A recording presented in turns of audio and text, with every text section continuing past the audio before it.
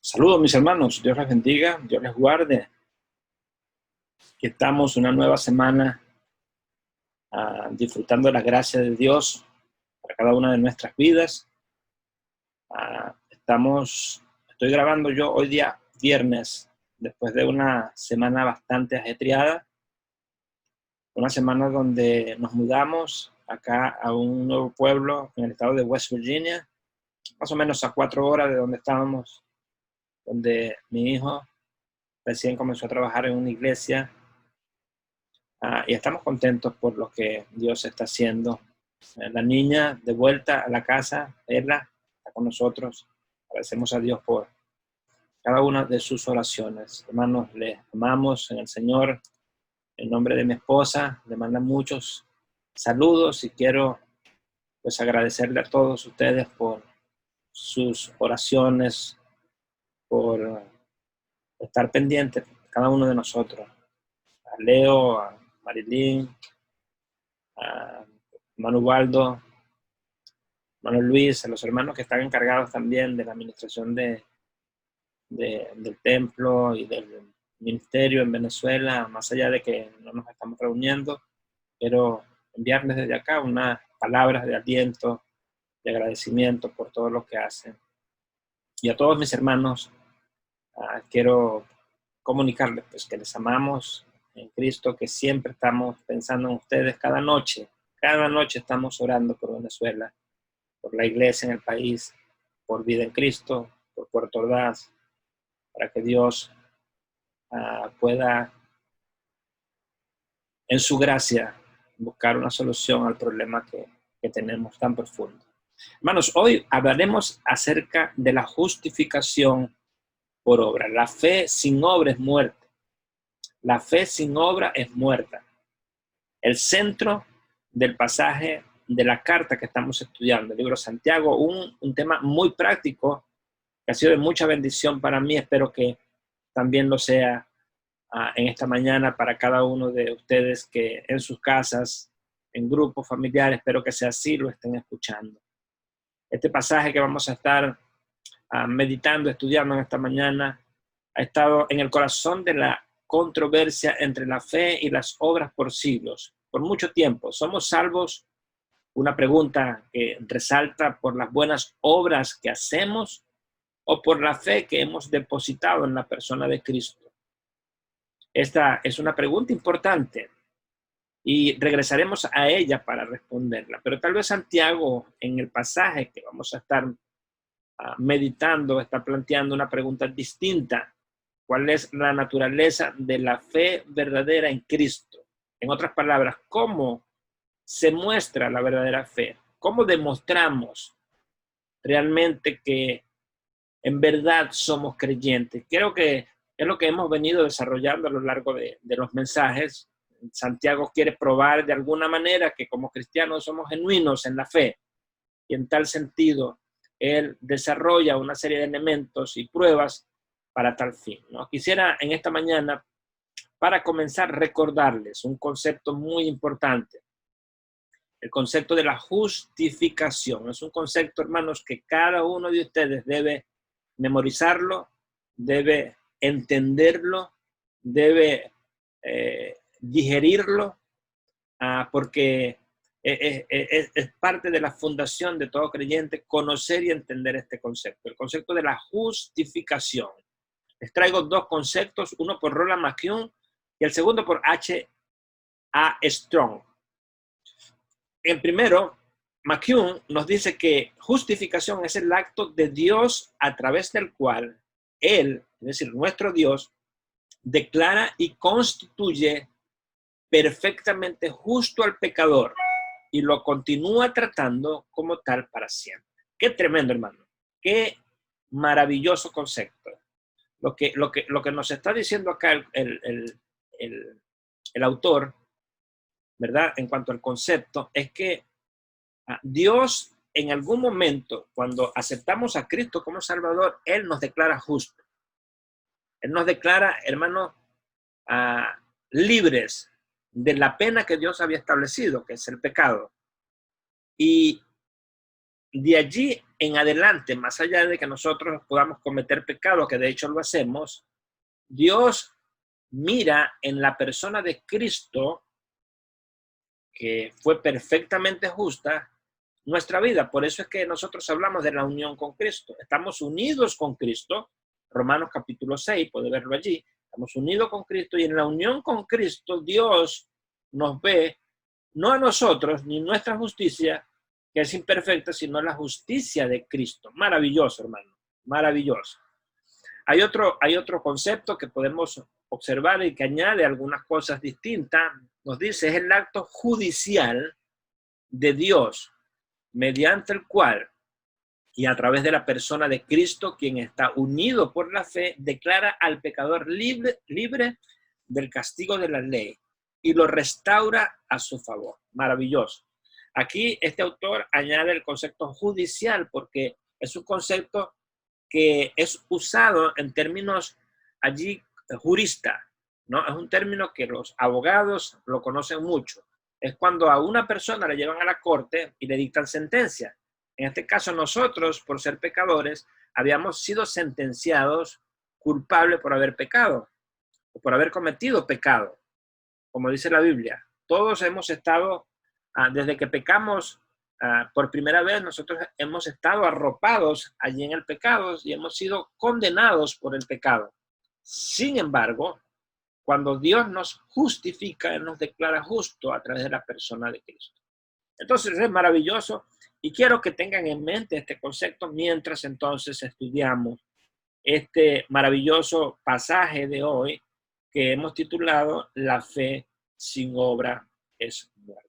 Santiago capítulo 2, versículos 14 al 26. Antes de leer, quisiera recordarles pues que la Iglesia Católica y muchas otras religiones y sectas como los Testigos de Jehová, incluso los adventistas y otras religiones, hermanos, ellos ponen las obras como un medio a través del cual nosotros podemos alcanzar la salvación y el cielo. No obstante, la palabra de Dios nos dice otra cosa. Efesios 2, 8 y 9 nos dice, porque por gracia sois salvos, por medio de la fe. Y eso no de vosotros, pues es don de Dios. No por obra, para que nadie se gloríe. La palabra de Dios es muy clara y enfática en que nosotros somos salvos por la fe que hemos depositado en la persona de Cristo. No obstante, Santiago lo que trata de mostrarnos en el pasaje es que las obras que deben surgir de un nuevo creyente, hermanos, son entonces el resultado o el fruto de ese maravilloso nuevo nacimiento que hemos experimentado una vez que hemos depositado nuestra confianza en la persona de Cristo. Vamos a leer, les invito en sus Biblias los versículos 14 al 26 del capítulo número 2 de la carta escrita por Santiago, el hermano de Jesús. Recuerden, el que fue pastor de la iglesia de Jerusalén en los primeros tiempos. La palabra de Dios dice, hermanos míos, ¿de qué aprovechará si alguno dice que tiene fe y no tiene obra? ¿Podrá la fe salvarle? Y si un hermano o una hermana está desnudo y tiene necesidad del mantenimiento de cada día, y alguno de vosotros le dice, id en paz, calentaos y saciaos, pero no les dais las cosas que son necesarias para el cuerpo, ¿de qué aprovecha? Así también la fe, si no tiene obras, es muerta en sí misma. Pero alguno dirá, tú tienes fe y yo tengo obras. Muéstrame tu fe sin tus obras y yo te mostraré mi fe por mis obras. Tú crees que Dios es bueno, bien haces, también los demonios creen. Mas, ¿quieres saber, hombre vano, que la fe sin obras es muerta? ¿No fue justificado por las obras Abraham, nuestro padre, cuando ofreció a su hijo Isaac sobre el altar? ¿No ves que la fe actuó juntamente con sus obras y que la fe se perfeccionó por las obras? Y se cumplió en las escrituras que dice, Abraham creyó a Dios y le fue contado por justicia y fue llamado amigo de Dios. Vosotros veis pues que el hombre es justificado por las obras y no solamente por la fe. Asimismo también Rahab la ramera no fue justificada por obras cuando recibió a los mensajeros y los envió por otro camino. Porque como el cuerpo sin espíritu está muerto, así también la fe sin obra es muerta. Vamos a orar al Señor en esta mañana. Padre que estás en los cielos, oh Dios, dirígenos en esta mañana. Seguimos orando por nuestro país, Venezuela. Seguimos orando por nuestra iglesia. Oh Dios, pidiéndote, rogándote encarecidamente que tú, oh Dios, intervengas con tu poder, oh Dios, y nos traigas una solución al conflicto que estamos atravesando. Padre, te ruego que tú me guíes en esta mañana y que cada palabra, oh Dios, sea palabra guiada por ti, oh Dios. Mira a cada uno de mis hermanos. Oh Dios, oro por cada necesidad en esta mañana, en la vida de mis hermanos, en la vida de cada familia. Oh Dios, pidiéndote que tú puedas suplir, oh Dios, cada necesidad en cuanto a alimentación, en cuanto a medicina, en cuanto, oh Dios, a movilización o transportación, cualquier necesidad, oh Dios, pedimos que tú puedas suplirla conforme, oh Dios, a tus riquezas, como dice tu palabra en Cristo Jesús. Gracias por amarnos, gracias, oh Dios, por salvarnos, gracias por tu palabra maravillosa que nos guía, oh Dios, y te rogamos que en esta mañana tú sigas glorificándote en cada una de nuestras vidas. Te lo pedimos en Cristo Jesús, con acción de gracias. Amén. Muy bien, hermanos, vamos a recordarles un poco el contexto de la carta que estamos estudiando. Es importante que no perdamos de vista pues, el trasfondo, el centro. Siempre les digo que una carta leída desde el medio, podemos perder una serie de detalles y terminar comprendiendo o mal comprendiendo una carta, ¿no? Si leemos la conclusión y no leemos lo que dice lo anterior, pues pasa lo mismo. Entonces, recordemos un poco, Santiago se está dirigiendo a un grupo de creyentes que fueron dispersados, ¿no? Él llama los hermanos de la dispersión y usa la palabra hermanos para dirigirse a ellos, ¿verdad? Entendiendo que él pensó y entendió que estas personas en algún momento profesaron a Cristo como Salvador. Estas personas estaban atravesando serias dificultades, aun cuando la carta no nos dice qué dificultades eran. Es probable que ellos estuvieran siendo perseguidos por el Imperio Romano o quizás por algunos judaizantes, ¿verdad?, que se oponían a la predicación del Evangelio en el primer siglo. En este sentido, la carta busca entonces descubrir a través de diferentes pruebas, como les dije, si la persona que está escuchando es verdaderamente un creyente. La Biblia, hermanos, nos habla en diferentes pasajes y aborda el tema de que no todos en verdad somos salvos. Nos habla, por ejemplo, el trigo y la cizaña. Nos habla de cristianos verdaderos y cristianos profesantes. Nos habla de falsos maestros que surgen desde dentro de la iglesia y que al final, hermanos, estos van a tener su retribución, ¿verdad? Recordamos allá en el Sermón del Monte, Mateo capítulo 7:15, el Señor Jesucristo dijo: guardaos de los falsos profetas que vienen a vosotros con vestidos de ovejas, pero por dentro son lobos rapaces. Por sus frutos, bien importante, por sus frutos los conoceréis. ¿Acaso se recogen uvas de los espinos o higos de los abrojos? Así todo buen árbol da buenos frutos, pero el árbol malo da frutos malos. No puede el buen árbol dar malos frutos, ni el árbol malo dar frutos buenos. Todo árbol que no da buen fruto es cortado y echado en el fuego. Así que por sus frutos, nuevamente dice, les conoceréis. No todo el que me dice Señor, Señor entrará en el reino de los cielos, sino el que hace la voluntad de mi Padre que está en los cielos. Bien importante eso. Muchos me dirán en aquel día, cuando estemos frente al Dios Todopoderoso: Señor, Señor, ¿no profetizamos en tu nombre y en tu nombre echamos fuera demonios y en el nombre hicimos muchos milagros? Y entonces les declararé: nunca os conocí, apartados de mí, hacedores de maldad. Qué tremendo pasaje. Nos llena de temor, de impresión leer esta porción que el mismo Señor Jesucristo enseñó durante el Sermón del Monte. Un poco para recordar entonces el escenario en el que estamos. No todos los que se dicen ser cristianos, ¿verdad?, son verdaderamente cristianos, ¿no? Y Santiago comienza entonces esta porción de las Escrituras levantando o haciendo dos preguntas retóricas, dos interrogantes. En primer lugar, vemos aquí en el pasaje. Santiago 2:14 dice: hermanos míos, ¿de qué aprovechará si alguno dice que tiene fe y no tiene obras? Porque la fe salvará, podrá, la fe salvarle.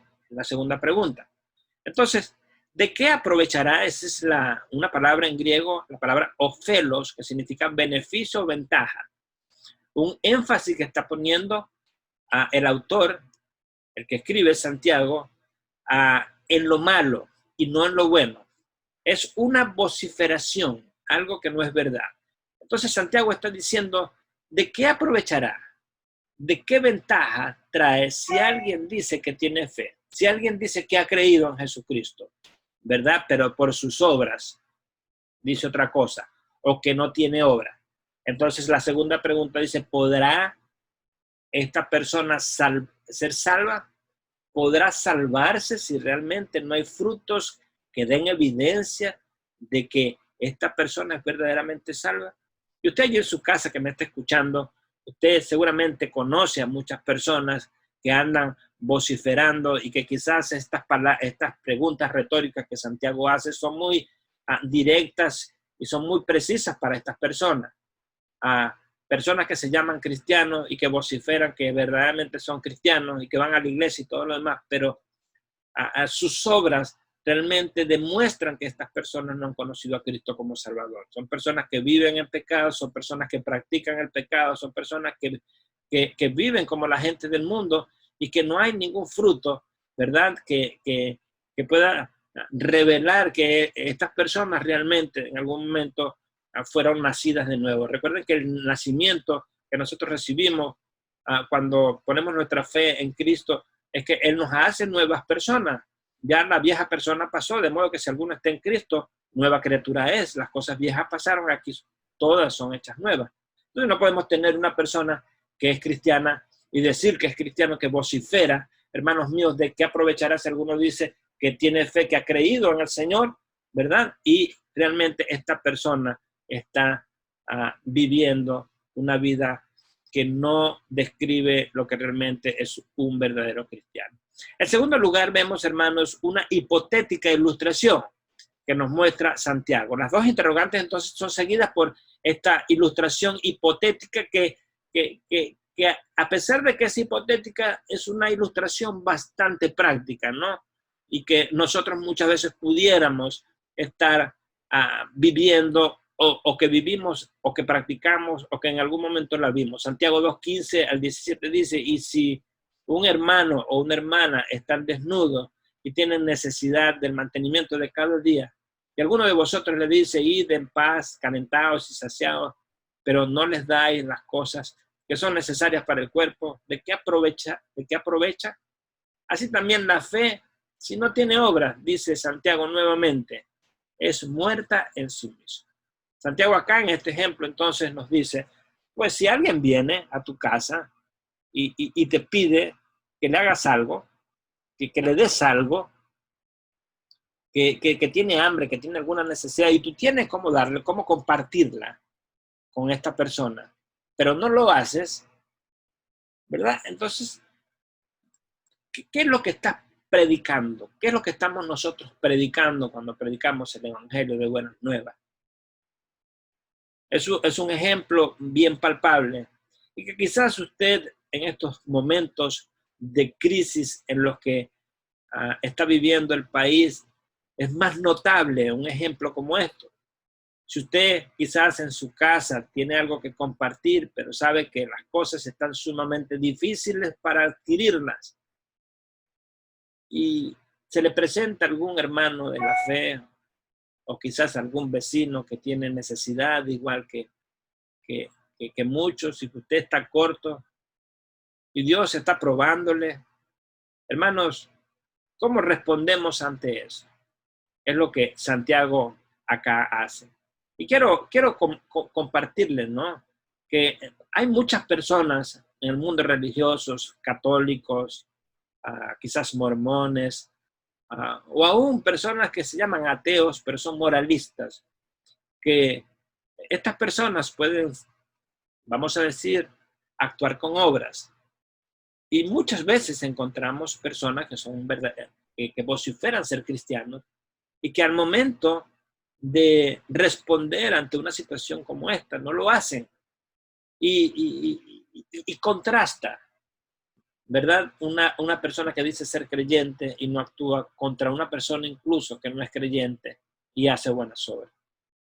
Y no estamos diciendo que esta persona que hace buenas obras va a ir al cielo por esas obras, porque ya dijimos que somos salvos solamente por la fe que depositamos en Cristo.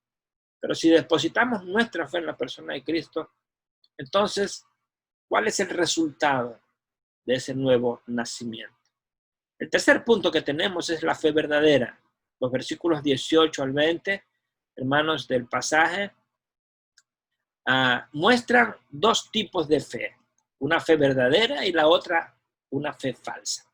Uno que está vociferando y que esas vociferaciones están arraigadas a una creencia, digo yo, sin fundamentos. Y la otra es una fe probada a través del fruto de arrepentimiento. La fe verdadera, entonces, según Santiago, debe ir acompañada, hermanos, de algo que demuestre que realmente hemos sido cambiados, hemos sido transformados por la persona de Cristo. Somos nuevas criaturas, un nuevo árbol. Debemos entonces dar frutos de ese árbol. Bueno, Santiago los 18 al 20 dice, pero alguno dirá, tú tienes fe y yo tengo obras. Muéstrame entonces tu fe sin tus obras y yo te mostraré mi fe por mis obras. Y luego Santiago entonces, para dar un poco de peso a estas declaraciones que él da acerca de la fe verdadera, él pone algunas ilustraciones también. Él dice, ¿tú crees que Dios es uno? Una expresión judía en su forma, ya que los judíos creían en la unidad de Dios como tal. Y esto demuestra pues que realmente los recipientes de la carta de Santiago eran en su mayoría judíos. ¿Tú crees que Dios es uno? Entonces Santiago dice, bien hace, ¿no? También los demonios creen, ¿no? Recuerden cuando Jesucristo estuvo acá en la tierra y los endemoniados inmediatamente sabían que Jesucristo era el Mesías, el Cristo, ¿no? Ellos, los demonios creen y tiemblan, como dice Santiago, pero ¿es suficiente esa forma de creer? ¿No? Más, ¿quieres saber, hombre vano, dice Santiago, que la fe sin obra es muerta? Por tercera vez, entonces, Santiago dice que la fe sin obra es muerta. Entonces, una persona puede decir que cree en Dios, que cree en el infierno, que cree en Cristo, que cree en la resurrección, etc. Y con todo esto, no ser una persona salva. No hemos, hermanos, nos hemos cansado de escuchar fuera de la iglesia, yo creo en Dios, pero a mi manera, o dentro de la iglesia, que vale más decirlo, porque Santiago le está escribiendo a los creyentes, soy creyente, soy un cristiano, yo recibí a Cristo como Salvador en aquel tiempo y levanté mi mano. Pero el tema de Santiago es ¿qué cosas entonces prueban que verdaderamente hemos nacido de nuevo? ¿Somos cristianos simplemente porque levantamos la mano algún día? ¿O porque nos bautizamos? ¿O porque venimos a la iglesia cada domingo? La vida cristiana es mucho más que eso. La vida cristiana es una relación directa con Cristo que nos debe llevar a actuar entonces siendo obedientes a su palabra. Y quiero que subraye esta frase, obedientes a su palabra, ya que en la conclusión vamos a hablar acerca de la obediencia a la palabra de Dios que está enlazada directamente, hermanos, con las obras. Esto es la verdadera fe. Creo verdaderamente lo que la Biblia dice y entonces lo vivo. A Santiago entonces después de esto prosigue a dar dos ejemplos para enfatizar, para que sus declaraciones queden bien establecidas. Él entonces pone dos ejemplos. Pone el ejemplo de Abraham y pone el ejemplo de Rahab, la ramera. En esta mañana vamos simplemente a recordar el ejemplo de Abraham, que como todos ustedes saben, Abraham fue llamado el padre de la fe, ¿no? Santiago 2:21 al 24 dice, no fue justificado, la palabra justificado de la cual hablamos, no fue declarado justo a Abraham por las obras. Abraham, nuestro padre, cuando ofreció a su hijo Isaac sobre el altar, ¿no ves que la fe actuó juntamente con sus obras y que la fe se perfeccionó por las obras? Y se cumplió las escrituras que dice, Abraham creyó a Dios y le fue contado por justicia. Y fue llamado amigo de Dios. Vosotros veis pues que el hombre es justificado por las obras, no solamente por la fe. Martín Lutero no le gustaba mucho la carta de Santiago y la llamó en algún momento que era una carta de paja, porque al parecer él decía que tenía ciertas contradicciones con la carta de Romanos. Sin embargo, los dos puntos, como toda la Biblia es un libro maravilloso y precioso, encajan cuando lo vemos desde la perspectiva correcta. Hermanos, para ampliar este punto, el cuarto punto del mensaje, los dos ejemplos, debemos recordar un poco la historia de Abraham. En el capítulo 15 del libro de Génesis, usted puede irse al libro de Génesis, capítulo 15, y usted puede recordar un maravilloso pasaje donde Dios le promete a Abraham un hijo. Lo que relata, o la acotación que hace Santiago en lo que acabamos de leer, en los versículos 21 al 24, hace un llamado al capítulo 22 del libro de Génesis. Sin embargo, es importante que antes de que lleguemos al capítulo 22, usted recuerde lo que es el capítulo número 15 y también recuerde un poquito lo que es el capítulo número 21. En el capítulo número 15 dice al principio del libro, después de estas cosas vino la palabra de Jehová a Abraham, visión diciendo, no temas Abraham, yo soy tu escudo y tu galardón será sobremanera grande. Y respondió Abraham, Señor Jehová, ¿qué me darás siendo así que ando sin hijos? Y el mayordomo de mi casa es este Damasceno Eliezer. ¿Te recuerdan en el capítulo 12 también que el Señor le prometió una gran nación a Abraham, ¿no? Y estamos llegando a un punto donde Abraham ya estaba viejo, ya estaba mayor, ya para aquel entonces pues ya era difícil o imposible que él pudiera tener un hijo, sobre todo con Sara también, que estaba ya adulta. Y me imagino que en este momento Abraham se preguntaba, bueno, si Dios me había prometido una gran descendencia, estamos llegando a un punto donde yo lo que tengo son esclavos y si muero en este momento, el que me va a heredar es esta persona llamada Eliezer, ¿no? Y Abraham entonces le pregunta y el Señor entonces le responde, mira que no me has dado prole, le dice Abraham, y aquí que será mi heredero, un esclavo nacido en mi casa. Y luego vino a él palabra de Jehová diciendo, no te heredará este, sino un hijo tuyo será el que te heredará. Y lo llevó fuera y le dijo, mira ahora el cielo y cuenta las estrellas si las puedes contar. Y le dijo, así será tu descendencia. Es decir, tu descendencia será como lo que vemos hoy, el pueblo de Israel, una descendencia maravillosa y grande en extensión. Y dice el versículo 6, por eso se le llama Abraham, el padre de la fe, y creyó a Jehová y le fue contado por justicia. Más adelante el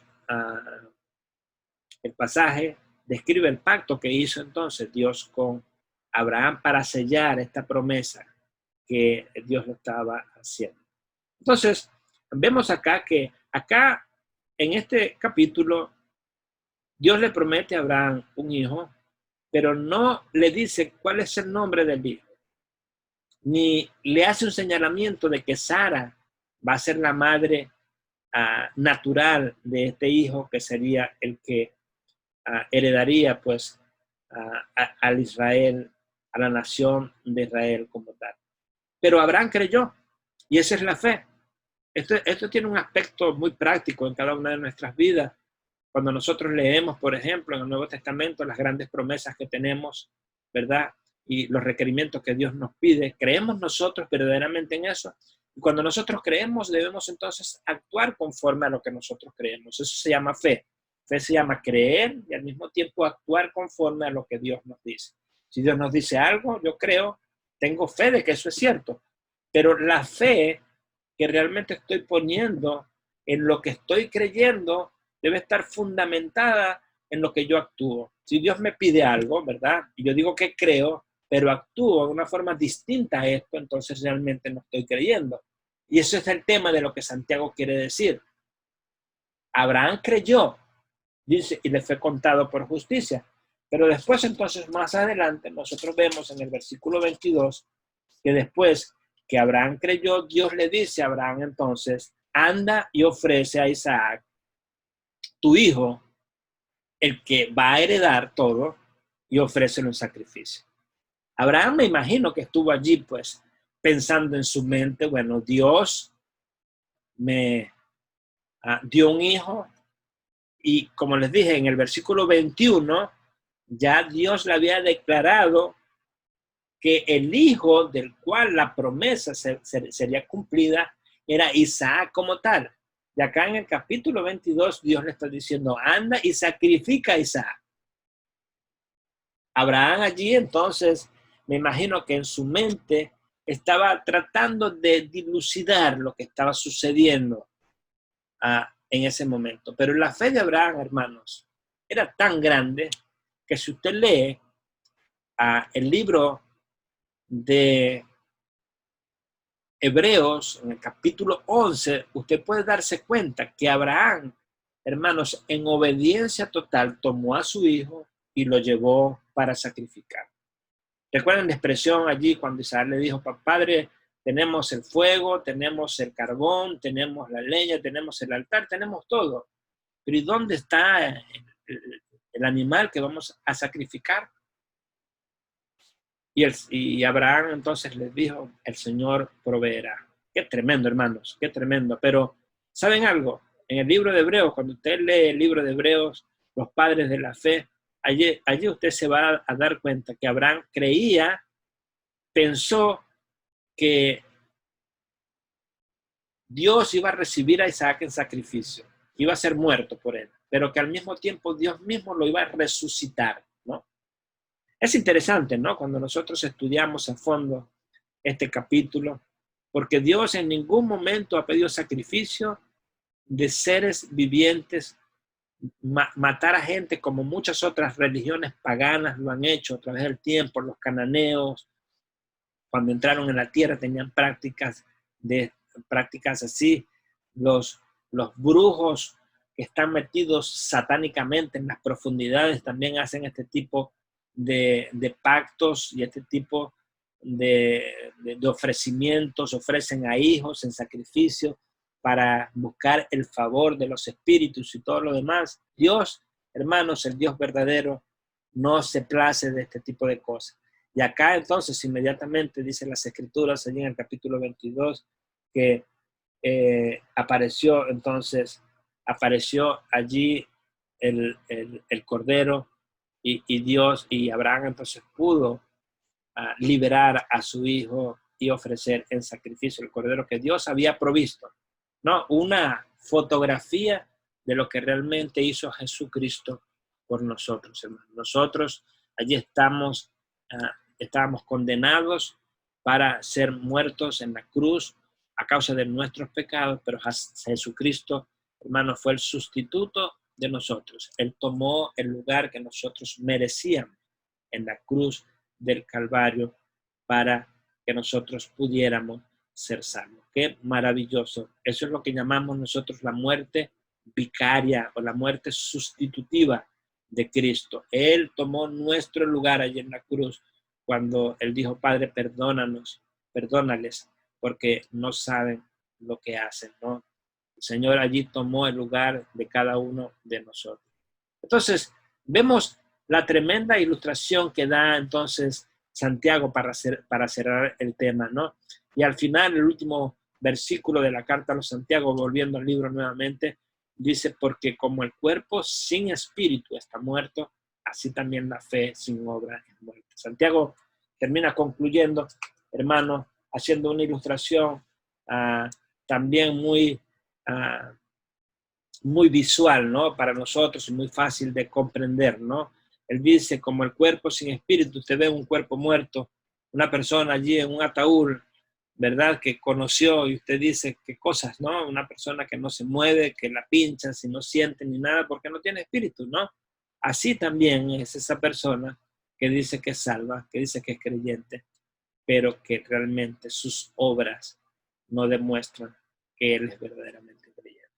Para cerrar, hermano, quisiera desafiarles, ¿no? Para que en sus casas mediten en cuanto a lo que hemos en esta mañana conversado o compartido, ¿no? Quizás a lo mejor usted esté pensando allí con el tema, con el mismo ejemplo que dio Santiago de que alguna persona venga y le pida algo de comer y usted tiene y quizás no le da, o si le da, usted está actuando, ¿verdad?, conforme a lo que es un cristiano. Pero yo quisiera llevarlo un poco más allá, ¿no? Porque no es solo un tema de darle al necesitado en algún momento, como vimos en ese ejemplo, ¿no?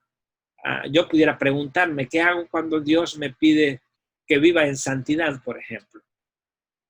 ¿De qué manera obro para que entonces esto pueda ser una realidad en mi vida? ¿Qué hago, por ejemplo, cuando Dios me pide como esposo que ame a mi esposa como Cristo lo hizo y se entregó por la iglesia, ¿verdad? Para amarla y santificarla, ¿no? Yo puedo decir que amo a mi esposa, ¿verdad? Pero, ¿qué estoy haciendo para dar veracidad de que realmente lo que estoy diciendo es cierto, ¿no? ¿Qué hago cuando Dios, por ejemplo, me pide que ofrende de lo que Dios me ha dado y que Él va a cuidar de nosotros, ¿no? En diferentes pasajes de las Escrituras, el Señor dice que nosotros debemos ofrendar, ¿no?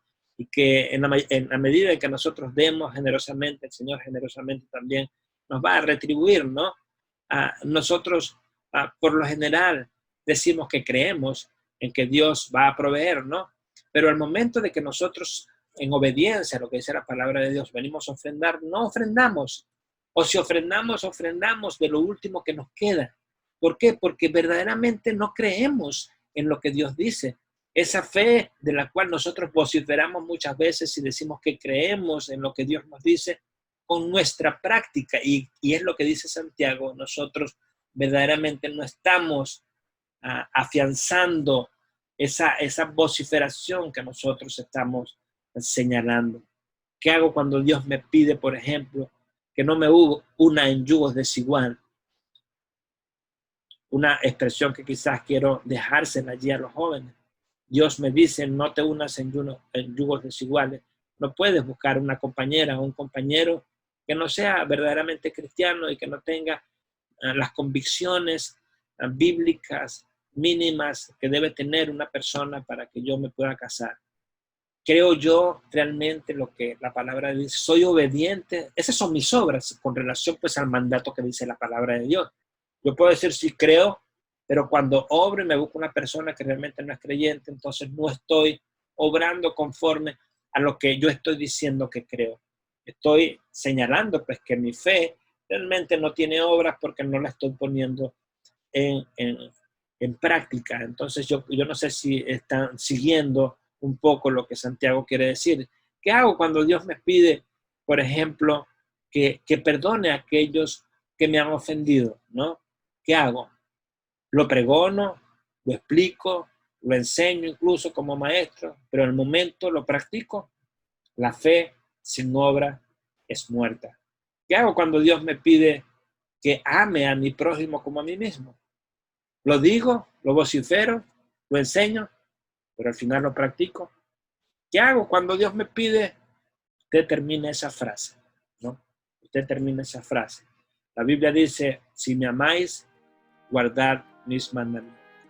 Una de las cosas que Santiago, hermanos, una vez más quiere